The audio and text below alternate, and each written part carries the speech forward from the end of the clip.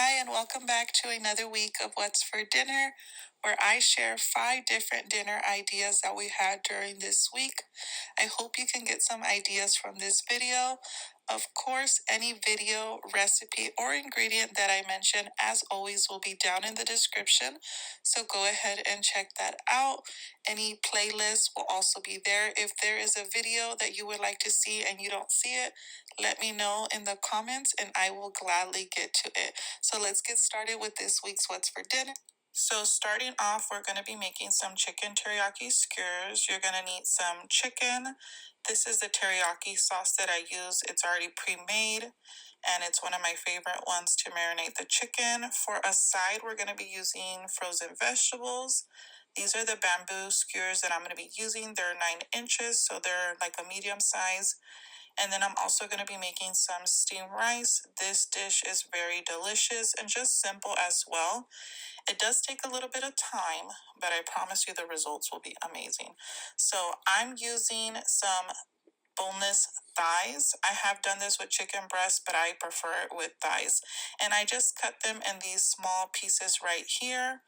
Just cut them up. It's easier when they're already skinless and boneless. And this is about the size that we're going to cut. And I have about 3 pounds here. I'm just going to add a little bit of seasoned salt and garlic powder. I added about 1/4 of a teaspoon. And then I'm going to use about half of the bottle in this to marinate the chicken. I let this go for as long as I can. If I can overnight, it's best. But if I am short on time and I only have about 30 minutes to an hour, that will work as well. Now, I do add very little bit of seasoned salt and garlic powder because I feel like it enhances the flavor of the teriyaki sauce. I have done without it, and it tastes as good too. But I feel like the seasoned salt and the garlic powder just really enhances the flavor. So I just put this either in a container or a baggie for easy cleanup and let this marinate in the fridge, about half the bottle for about 3 pounds. And then after it's already marinated in my fridge, this is the part that's a little time consuming, but it makes it fun. And my children love eating it in skewers. So you need to wet these, put them in water for about an hour at least.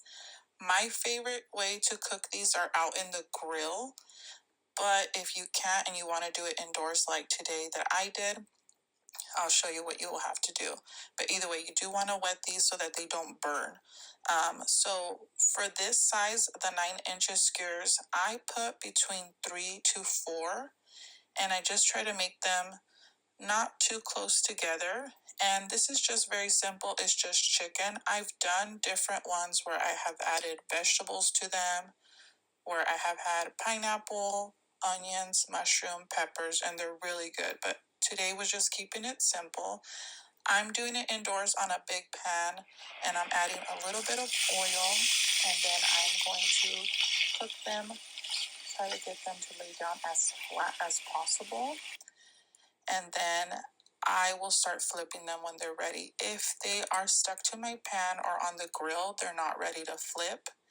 And then since I was cooking it indoors, I did pop a lid on them just for them to cook through all the way and so that it wouldn't make a big mess on my stove. But they cook pretty quick and they're very, very good. My kids love them. This is the way I serve them up.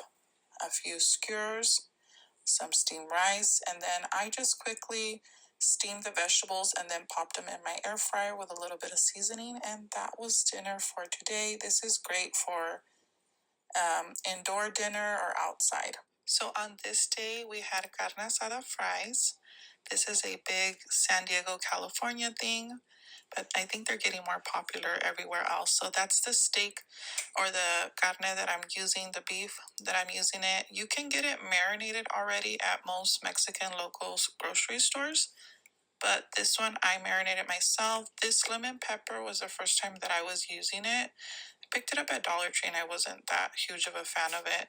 But you can use seasoned salt or just salt or garlic salt, and then you can use lemon, and then you can also use orange juice or a fresh squeezed orange or also Sunny D. Just go light on the Sunny D because it could get too sweet. And then it's just a simple marinade. for that, and lemon, of course. And I just season each side, flip it, and I do this to all the pieces of the meat. You can definitely add more to this. You can add a beer to your meat to marinate it, and it tenderizes it and also gives it great flavor. But I didn't want to do that today. And you can also add cilantro. But if you really want to keep it simple, just seasoned salt and a lime or a lemon. I have marinated meat like that. But this is, we're going to start with the meat to make our carne asada fries. And I'm going to let this marinate. On this day, I let it marinate for about an hour. But again, same thing. The longer, the better. And then here in my air fryer, I have tomatoes and chile serranos because I'm going to make a salsa molcajete. And then these are the potatoes. I usually do one potato per person since I was making food for family, for my in-laws. I had about 6 potatoes, and these are a good sized potato. They're like a regular size rustic potato, so I'll just peel them and cut them. On this pan, I have my oil on, and then I'm going to start cooking the meat. The meat is very thin, so it cooks up pretty quick. And this is the same carne asada that you want for like tacos. And then I am deep frying the potatoes for today, just so that everything was warm and ready at the same time. But sometimes I will make the french fries in the oven. So this is the layer first that we're going to start with. We're going to start with our french fries. Then we're going to put our carne asada on top.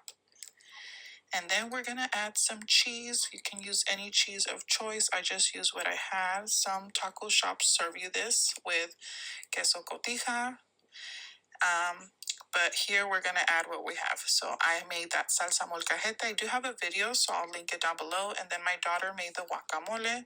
So I have my french fries, I have my carne asada, I have my cheese, and then my salsa. And then I'm going to add a little bit of the guacamole that my daughter made. You can even go a step further and serve this with sour cream, but we didn't. This is how we had it for today. This is really good. My kids really like it. This is something that you get after going to a concert or like to a club or something after hours. You stop by a taco shop in San Diego and you pick up carne asada fries, or you get a California burrito, which has a carne asada fries inside. But this is what we had for dinner. Please let me know in the comments if you have heard of this or if you have tried this. It's really, really good and very popular.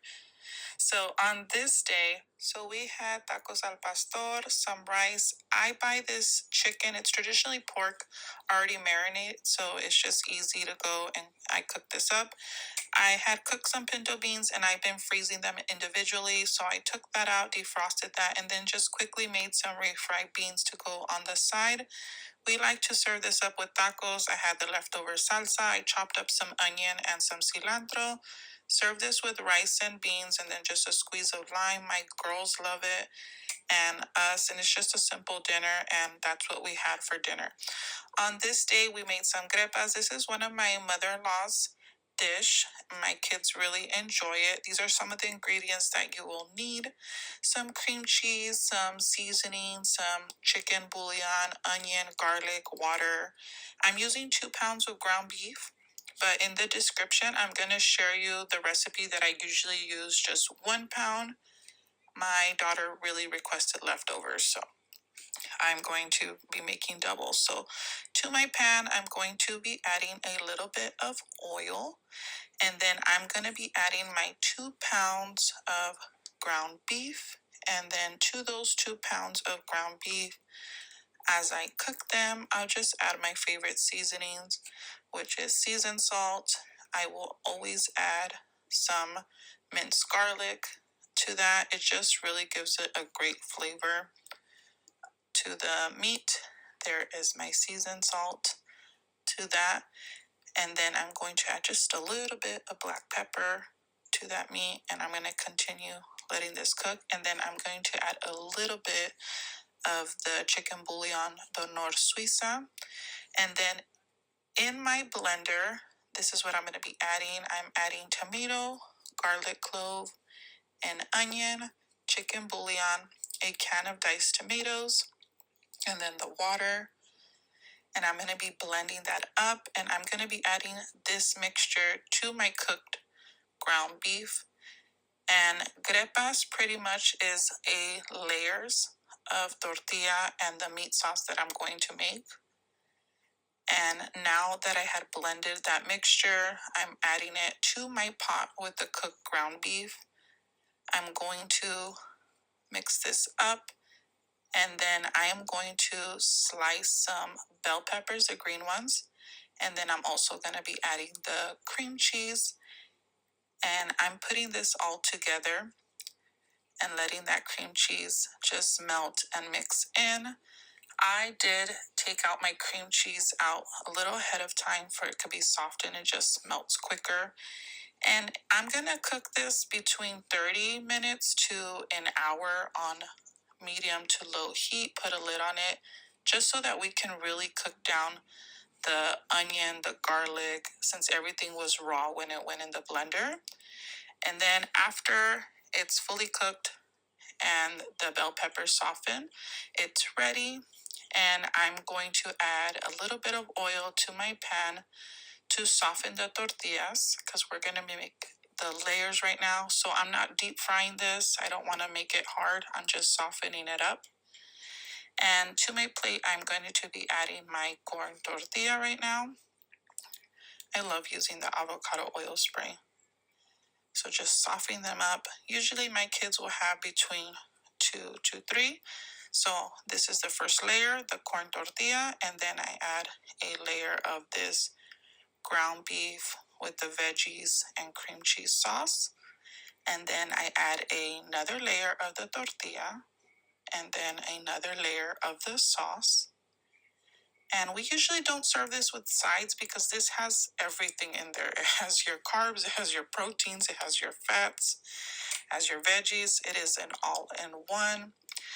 And this is how we serve it up. And then I'm going to cut it, but I don't think you can really see the layers. But I've never heard of this dish anywhere else but my mother-in-law, but I like it, and my kids really, really enjoyed it. Specifically, my youngest one asked for leftovers, so I made sure to cook double. So I will be putting the whole video, the ingredients, in the description. On this day, I'm going to be making some picadillo, but first we're going to start off with making some Mexican red rice. This is my mother-in-law's recipe. To my pan, I'm going to be adding a little bit of oil, and I'm doing 1 part rice, 2 parts water, starting off with 2 cups of rice, and I'm just going to be letting it get nice and toasty. Just adding some garlic powder, adding a little bit of black pepper, and then I'm just going to continue mixing that up and letting that get toasted. I added a garlic clove. Once I get that nice and golden brown color, I'm going to add a can of tomato sauce, and then I'm going to mix that. And then after that, I'm starting to add hot water. So 4 cups of hot water. And then to flavor it up, I'm using the chicken bouillon, the Knorr Suiza. And gonna let that cook on low for 20 minutes with the lid on. Now here I'm making the picadillo. I'm adding oil to my pan, and then I'm adding about 2 potatoes diced up, and I'm gonna let that cook for about 20 minutes.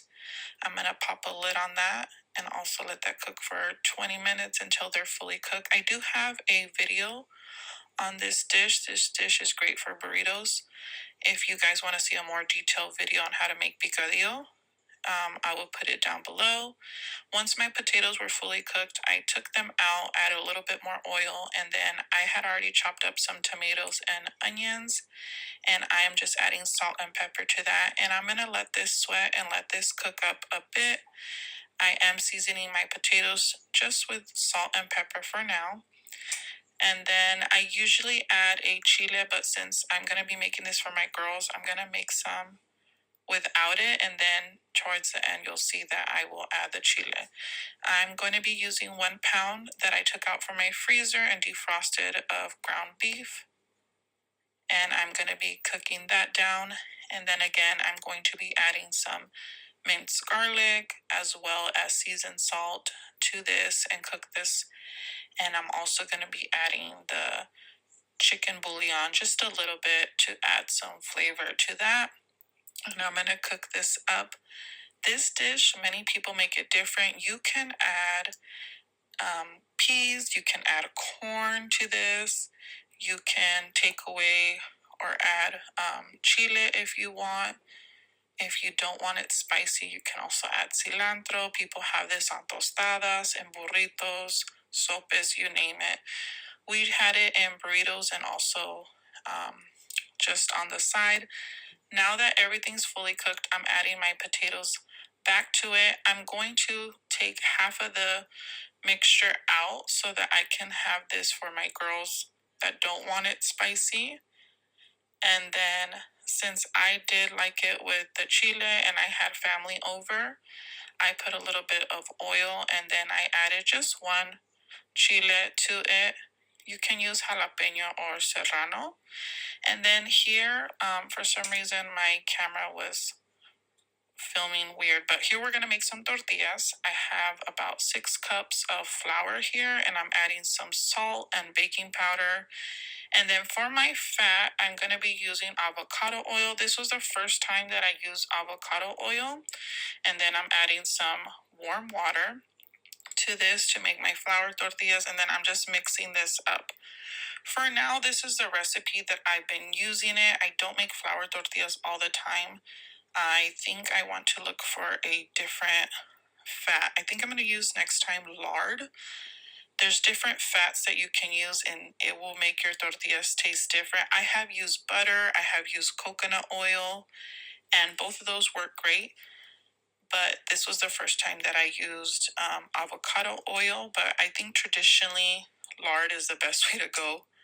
So after I form my dough, I'm going to make small little balls and I'm going to let those rest for about 15 to 20 minutes and I'm going to cover them right now, you'll see. So going to let those rest for a little bit. Good night, babies. And then after 15 minutes, I'm going to flour my surface. And then if you have a tortilla press, that's probably the best way to go. But I don't. I have a rolling pin. And I'm going to use my strong hands. And I'm going to get to rolling. And then just roll one way, roll the other way. If it starts sticking, what I do is I flip it, put a little bit more flour, and then move it around. They don't come out perfect, but I promise you all of them were gone. And then to a nice hot griddle, you don't have to put any oil or nothing fancy. You just set it there and you don't forget it because they're going to be cooking pretty quick. And then if you don't plan on eating them right away, I would just cook them lightly and then cover them either in a little container or in a towel. And then Estrella, my youngest, saw that I was cooking and she wanted to help. Is it like me? Is it like me? Okay. A little bit of flour. Is it like me when I tell a kid to move away? Okay. Not like that. You are watching Stay the Expert. Okay, roll your turkey, Mama. What that mean, baby? You might do it.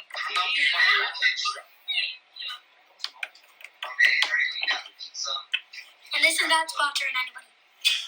Except Carne. Yeah, you're helping Mama. But I'm not so... Carne, if you're watching this, send me $1,000. Oh my gosh.